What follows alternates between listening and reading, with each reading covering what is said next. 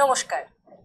এই ভিডিওতে আমি দেখাবো আবেদন করার জন্য রেজিস্ট্রেশন পদ্ধতি এবং লগইন পদ্ধতি। চলো আমরা পোর্টালে চলে যাই। রেজিস্ট্রেশন করার জন্য রেজিস্টার নাও বাটনে ক্লিক করো। তারপরে প্রথমে যে ইউনিক মোবাইল নাম্বার সেটি দিতে হবে, তারপরে ইউনিক ইমেল আইডি দিতে হবে, তারপরে কন্টিনিউ অ্যান্ড নেক্সট স্টেপে ক্লিক করতে হবে। ইমেল আইডি ভুল হলে এরর মেসেজ আসবে। তারপরে ফিল আপ করতে হবে পার্সোনাল ইনফরমেশন। প্রথমে নাম,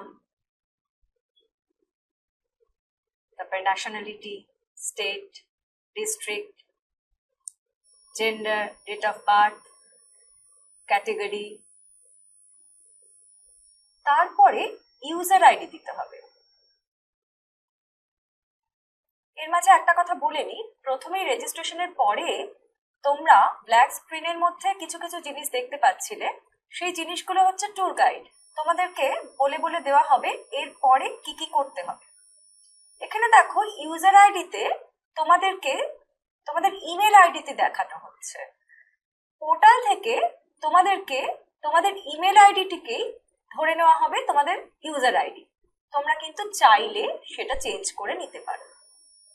তোমাদেরকে পাসওয়ার্ড সেট করতে হবে এবং কনফার্ম পাসওয়ার্ড করতে হবে। মোবাইল নাম্বার দিতে হবে, মোবাইলে একটি ওটিপি আসবে সেটা দিতে হবে, ইমেল আইডিতে একটি ওটিপি আসবে দিতে হবে।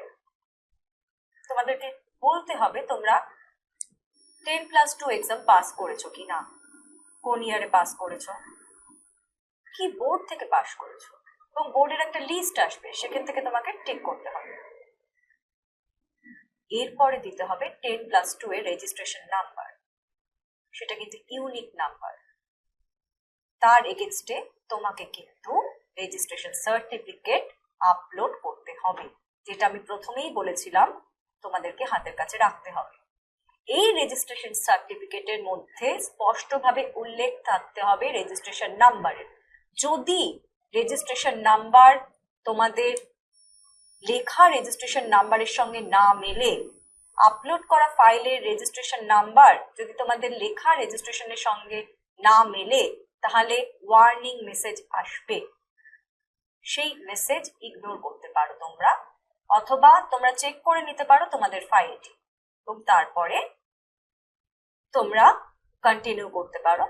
তোমরা আই এগ্রি অ্যান্ড কন্টিনিউ করতে পারো।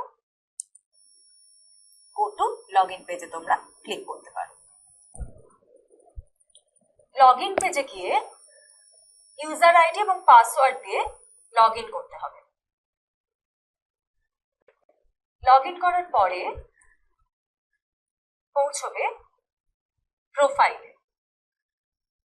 প্রোফাইলটা এখন দেখাচ্ছে 0% এবং ট্যুর গাইডে দেখাচ্ছে যে 0% প্রোফাইল।